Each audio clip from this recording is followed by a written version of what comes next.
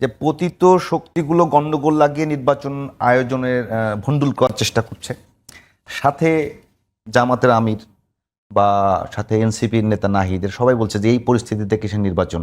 এই দুইটা জিনিসের মধ্যে কোনো সম্পর্ক খুঁজে পান কিনা?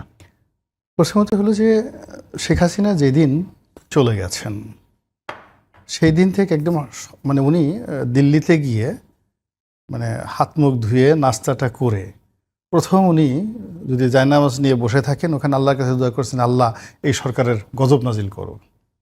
আর সেটা না করে তিনি যদি নিজে নিজে বুদ্ধি করছেন, উনি ওই মুহূর্ত থেকে উনি চিন্তা করছেন কিভাবে এই সরকারকে এই ক্ষমতা থেকে পদচ্যুত করা যায়, সরানো যায়। এটা বোঝার জন্য রকেট সায়েন্স জানার দরকার নেই, বড় বিজ্ঞানী হওয়ার দরকার নেই, এটাই স্বাভাবিক।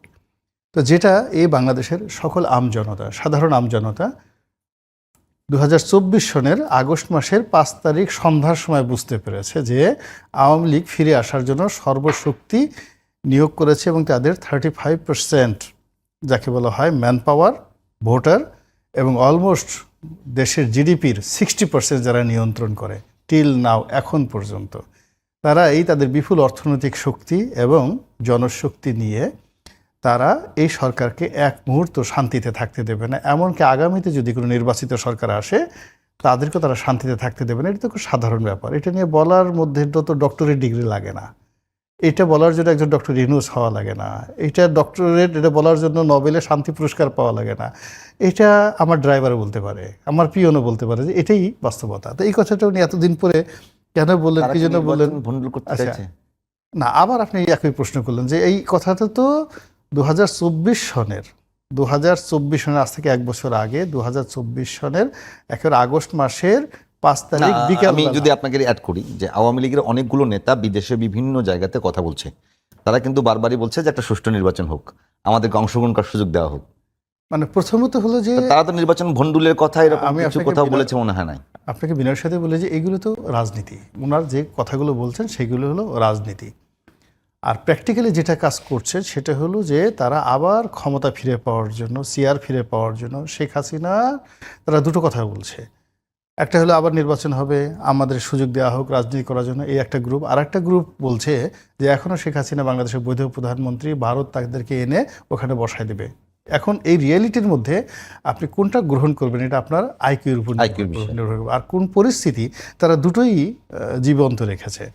তারা সরকারের সাথে নেগোসিয়েশন করার জন্য, বিএনপির সাথে নেগোসিয়েশন করার জন্য, রাজনীতি করার জন্য, ইলেকশন অংশগ্রহণ করার জন্য একটা উইংস রেখেছে।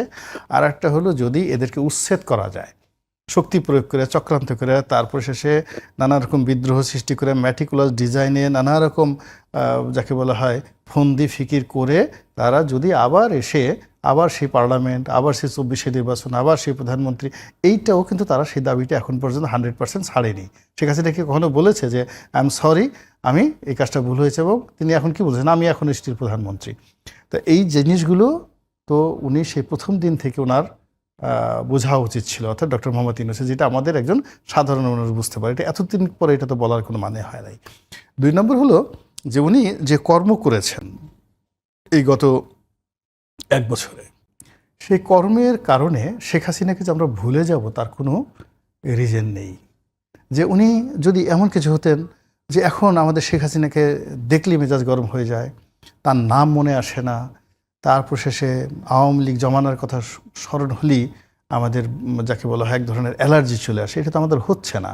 বরং পথে ঘাটে মাঠে প্রতিদিন যতবার ডক্টর ইউনূসের নাম হচ্ছে, এনসিপির নাম হচ্ছে, জামাত, মানে বাংলাদেশের চলমান রাজনৈতিক দল একদিকে ইউনূসের পক্ষে বা বিপক্ষে, আর ঠিক বিপরীতে শেখ হাসিনা এবং আওয়ামী লীগ, সেটা নিয়ে আলোচনা হচ্ছে। তো এই আলোচনাটা তো আমরা বন্ধ করতে পারছি না, সমালোচনা আমরা বন্ধ করতে পারছি না। কেউ আশা করছে, কেউ নিরাশা, কেউ রাগ হচ্ছে, কেউ আতঙ্কগ্রস্ত হচ্ছে, কেউ ভয় পাচ্ছে। এই বুঝিয়ে এলো, এই বুঝা ঢুকে ফেললো। বোঝার জন্য বলতেছিলাম যে জামাতের আমির বলতেছে যে এই পরিস্থিতিতে কৃষি নির্বাচন, ডক্টর মোহাম্মদ ইউনূসও সেই রকমই একটা কথা, নাহিদও বলেছে একই রকমই।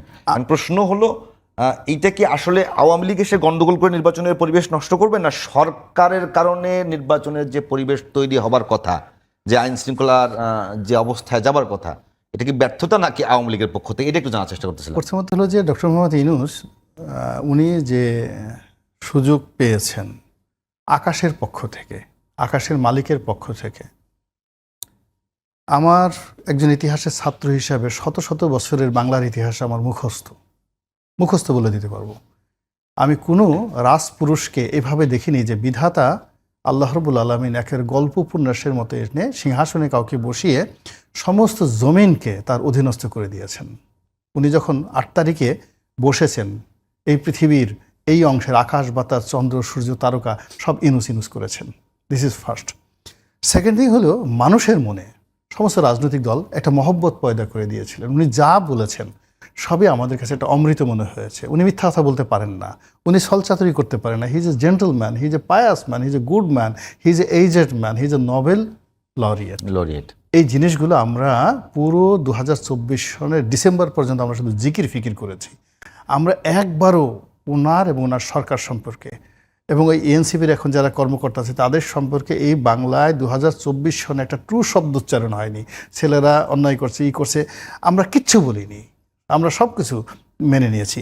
এই সুযোগকে কাজে লাগিয়ে তারা যদি পলিটিক্যালি আওয়ামী লীগকে চিরজন্মের জন্য তাদের কবর দিতে পারতো, যদি তারা ম্যাচিউরড হতো 2024 সনে, 2025 সনে এসে আওয়ামী লীগের জুজুর ভয় দেখানোর, মানে আমাদের দেশে হলো কি, ধরেন হিটলারের পরাজয় হয়েছে, মুসলিমের পরাজয় হয়েছে, তাদের নামও কিন্তু আসেনি, তাদের নামও এখন ওখানে কেউ নেয় না। আমরা এখানে বসে নেই, কিন্তু জার্মানি গিয়ে দেখেন হিটলার নাৎসি পার্টি এটা নিয়ে কোনো আলোচনাই নাই। তা এখানে আমরা সেই 2024 সনের মধ্যে সবাই যেখানে ধরে নিয়েছি there is no Sheikh Hasina, there is no Awami League, nothing, without Awami League, without Sheikh Hasina, আমরা একটা বিকল্প বাংলাদেশের কথা সবাই কল্পনা করেছি। এর মধ্যে কারো অসততা ছিল না। এমনকি আওয়ামী লীগের যারা বাংলাদেশে ছিল তারাও বলছে না জীবনে আর এটা হবে না।